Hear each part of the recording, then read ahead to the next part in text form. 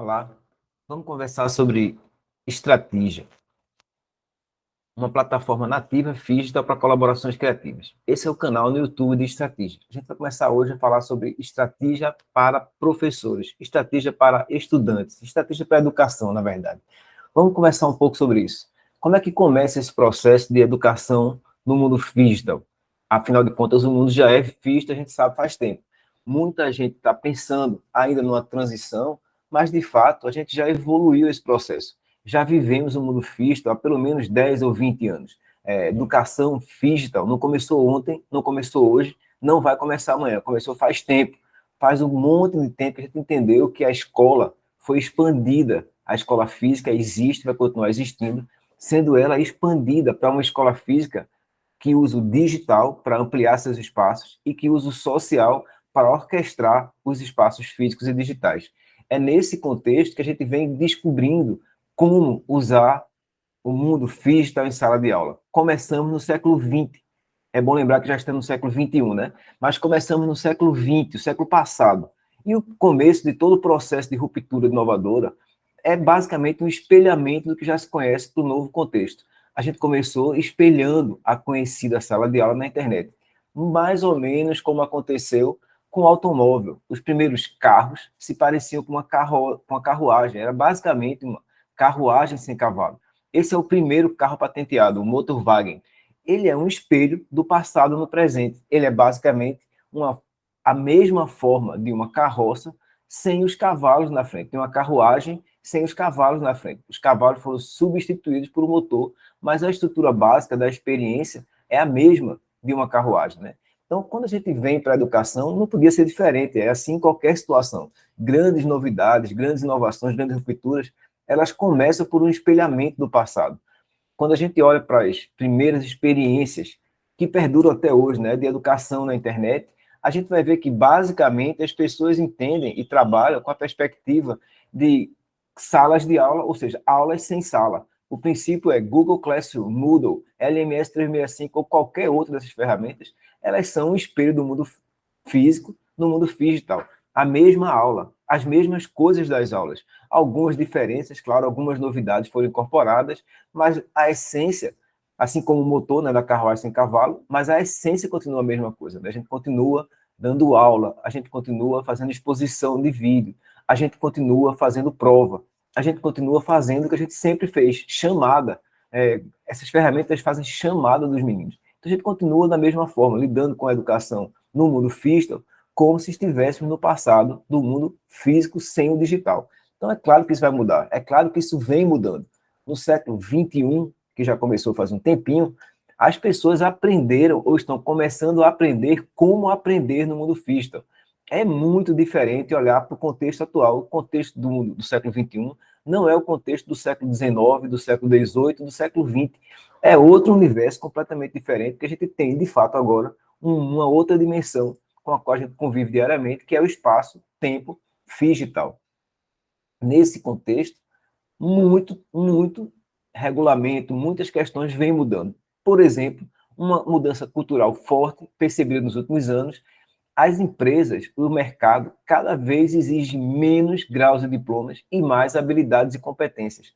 No universo específico da programação de computadores, 27% dos programadores atuam no mercado, não têm diploma, estão atuando no mercado e não têm diploma formal na área. Eles construíram habilidades e competências que os colocam em condições de trabalhar no mercado. E os programadores que já têm formação de grau e diploma continuam aprendendo continuadamente, né, aprendem continuadamente, usando ferramentas informais para melhorar as suas habilidades e competências nas novas linguagens, nas novas técnicas, nos novos processos. Então, basicamente, o mundo começa a perceber, e começa pelo espaço mais inovador da digitalização, do digital, começa a perceber que tem maneiras diferentes e mais relevantes e mais contemporâneas e mais adequadas de formar pessoas.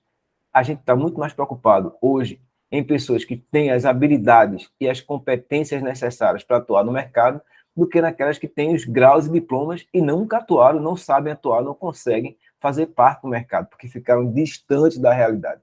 Então, esse é um processo novo, um mecanismo, um movimento novo que vem acontecendo em algumas áreas muito mais avançada que em outras. Na área de computação, isso tem avançado sistematicamente. Quando a gente olha para como as pessoas aprendem nesse mundo digital, a gente vai ver plataformas como o YouTube, de vídeo. É muito comum a gente ver jovens aprendendo no YouTube, aprendendo idioma, aprendendo a programar, aprendendo história, aprendendo geografia, aprendendo matemática, aprendendo coisas, assistindo vídeos no YouTube. Mas não é só assistir vídeo. Eles usam coisas como Reddit, Twitch, para debater o que aprendem, para debater o que assistem. Eles assistem vídeos e eles debatem. Eles criam conflitos criativos no processo de construção juntos, de maneira coletiva de conhecimento. Então, é um movimento novo que vem emergindo das relações desses jovens e a gente aqui acompanha isso acontecer quase que de camarote. A escola, a academia se distancia de YouTube, de Twitch, de Reddit, e a gente sabe que precisa se aproximar. Alguns anos atrás, a nossa desculpa, se é que isso é uma desculpa, era que os professores eram mais velhos. Os professores não tinham a cultura digital. Não é mais verdade. Algumas pesquisas recentes apontam que os professores têm bastante cultura digital no seu dia a dia. Eles usam o digital para fazer compra, para pagar conta, para se deslocar, usam o digital para se comunicar com as pessoas da família, para um monte de coisa, mas usam muito pouco o digital na sala de aula. A barreira não está mais nas pessoas, está nas instituições, nas organizações. Precisamos mudar as instituições de ensinar para plataformas de aprender. Entender as instituições como grandes plataformas, onde professores, estudantes, as pessoas vão estar fazendo parte dela como aprendizes contínuos, aprendizes continuados, gente que está ali para aprender sempre uns com os outros, rede de aprendizagem. É nesse contexto que a gente construiu a plataforma Estratégia, uma plataforma digital, que tem como princípio apoiar as pessoas a aprenderem nesse mundo digital. Não deixar as pessoas caírem numa piscina sem boia, sem saber nadar, para descobrir como aprender no espaço do tamanho da internet. A gente sabe que é possível e preciso estruturar os processos de aprendizagem. Nesse movimento, a gente começou a entender o que é a essência, o princípio de aprender nesse mundo digital. Um princípio baseado na criação de conflitos criativos, as pessoas debatem, discutem, co-criam juntos o tempo inteiro, para a partir daí, com base nesse processo, construir conhecimento coletivo. Essa é a ideia básica de aprender nesse espaço digital. Dar condições para que as pessoas possam propor hipóteses, debater hipóteses, discutir, construir conhecimento coletivo, sintetizando e validando as hipóteses. Esse é o desafio nosso contemporâneo. É assim que as pessoas aprendem quando assistem um vídeo no YouTube, debatem o conteúdo no Reddit e fazem lives para discutir e apresentar para as pessoas que aprenderam no Twitch. É assim que as pessoas têm aprendido, discutindo, construindo, debatendo, consolidando conhecimento, criando conflitos criativos como base e processo para construir conhecimento coletivo. Esse é o desafio nosso. E a gente começou a entender que era preciso criar uma plataforma para estruturar esse movimento da criação de conflitos criativos para a construção de conhecimento coletivo. A gente construiu Estratégia, uma plataforma que tem esse princípio, essa função. Estratégia é uma espécie de mapa vazio, ele cria mapas vazios de jornadas de aprendizagem estratégica, onde as pessoas são convidadas para participar de pares, de co-criação e co-seleção o tempo inteiro. Cada par desse é basicamente um espaço para construir conhecimento coletivo a partir de conflitos criativos em torno de temas específicos definidos por outras pessoas. Um conjunto de pessoas define aquilo que vai ser estudado, um conjunto de pessoas aprende juntos aquilo que precisa ser estudado. Verdadeiros grupos de estudo. A gente entende isso, que parte desse processo começa por uma infraestrutura de aprendizagem. O que é preciso para dar o estímulo, para começar esse processo? É preciso vídeo, texto, áudio, é preciso mídia, é preciso referência. A plataforma Estratégia permite que as pessoas criem unidades, kits de referências e questões para tratar as referências. Nesse exemplo que está aqui na tela, a gente tem um conjunto de referências sobre um determinado autor e duas questões estruturantes para que as pessoas que participam do grupo de aprendizagem possam ler as referências, assistir os vídeos, ouvir os áudios, discutir a partir disso com questões que não são questões que simplesmente perguntam informações que estão no vídeo, mas perguntam a opinião das pessoas em torno do que estão lendo. Por exemplo, qual a posição do autor em relação ao tema? Cada pessoa vai ter percebido isso de maneira diferente e vai colocar a sua proposta daquilo que faz sentido. E com questões como essas, com blocos de referências e questões estruturantes, a gente provoca as pessoas em pontos de criação.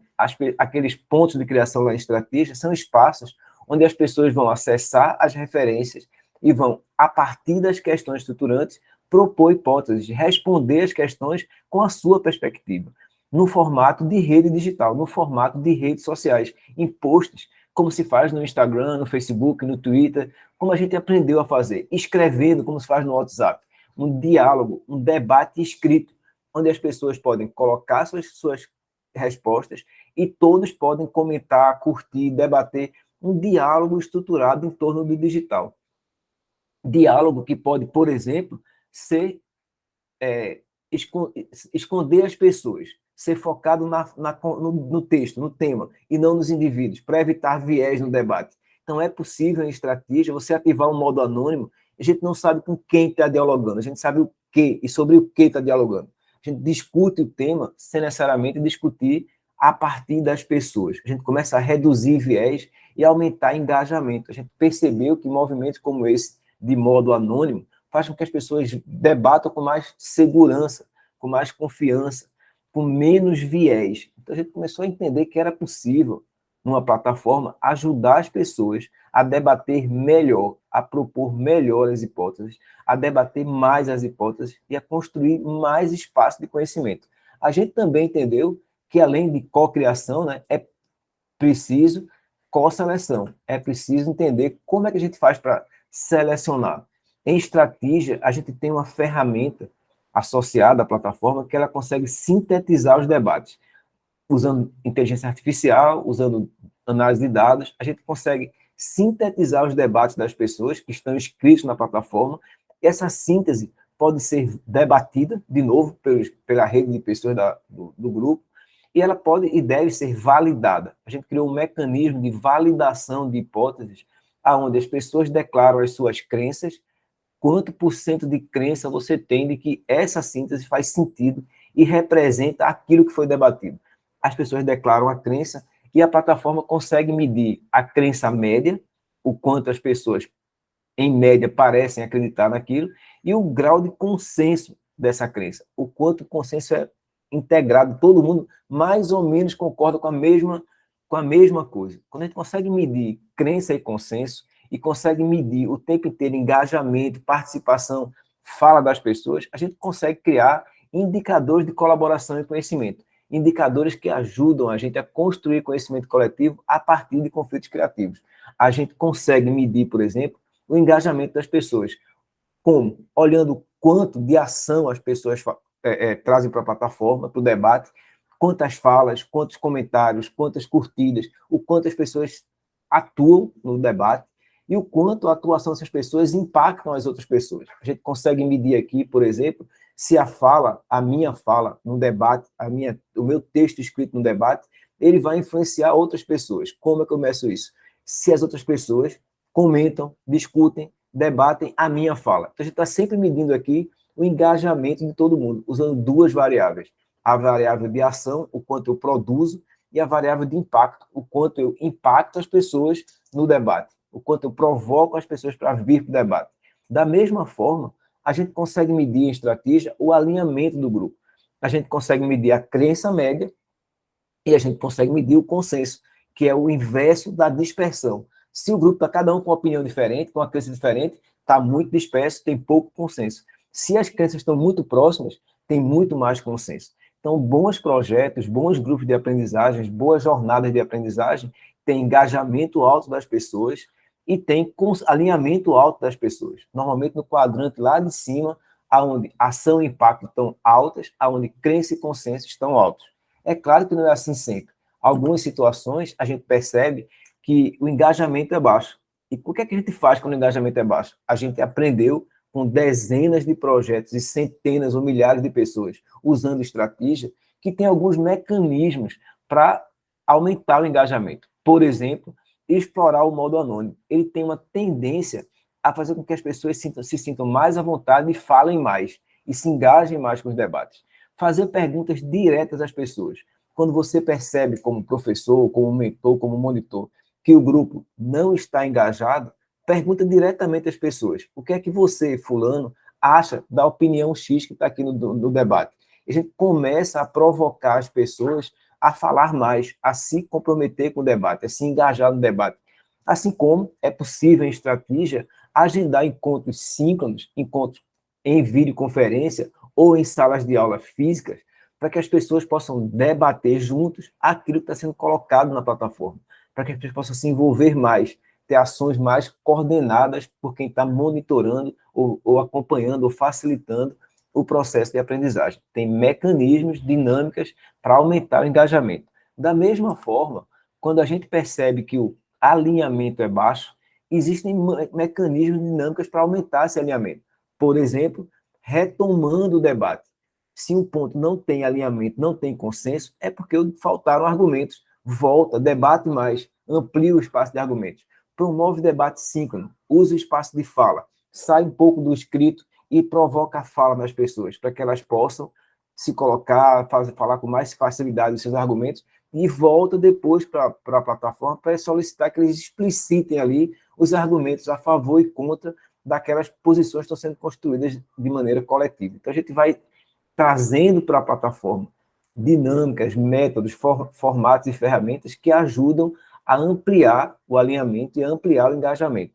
Com isso, a gente aprendeu que é possível criar uma espécie de algoritmo. A gente está falando do mundo físico, né, um mundo que é baseado no físico, digital e social, e é possível, sim, pensar em algoritmos que envolvem não só o digital, mas algoritmos sociais e digitais.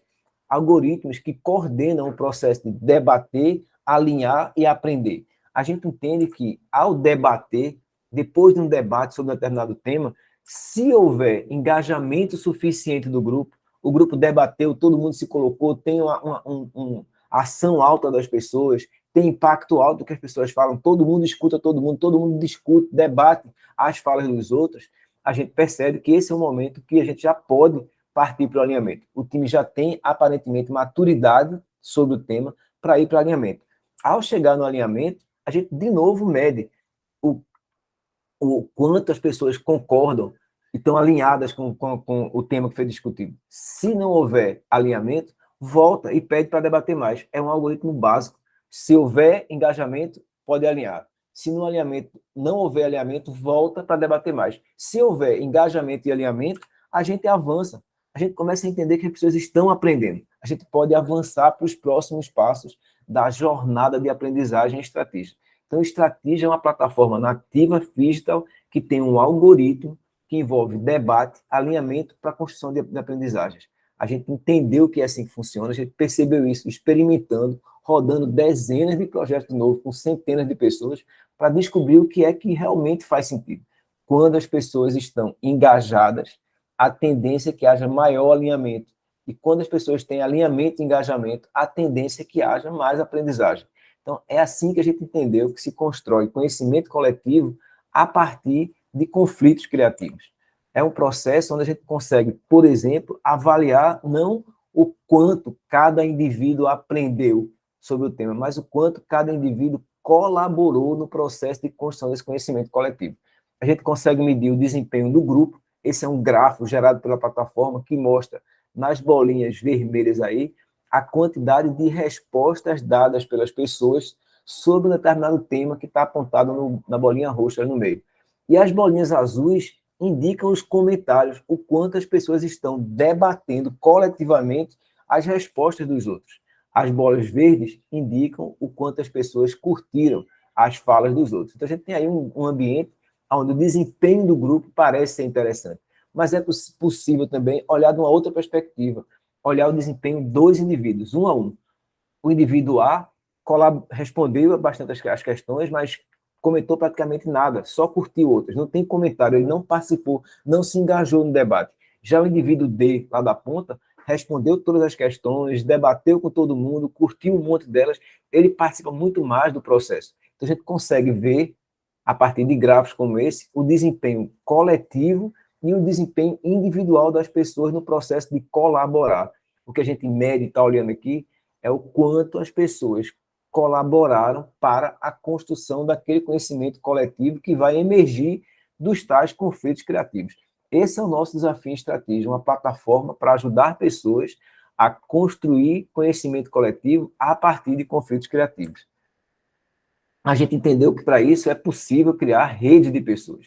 Estratégia é uma rede de pessoas com perfis diferentes. Pessoas que criam jornadas de debate, pessoas que criam infraestruturas de aprendizagem, como aqueles kits de referências e questões, pessoas que participam de debate, de jornada para aprender, pessoas que monitoram, que apoiam os outros nesse processo de debate. Então, são perfis diferentes que se conectam e vão criando grupos de aprendizagem sobre temas que interessam as pessoas. Alguns temas vêm formalmente da academia. A gente tem muita gente hoje que usa estratégia como suporte às salas de aula ou às suas aulas na academia formal. Tem muita gente que usa estratégia para aprender temas que decidem aprender juntos, colaborando uns com os outros. Não necessariamente temas que fazem parte do plano curricular do seu curso ou de uma disciplina especial. Então, as pessoas formam redes de aprendizagem dentro da plataforma estratégia.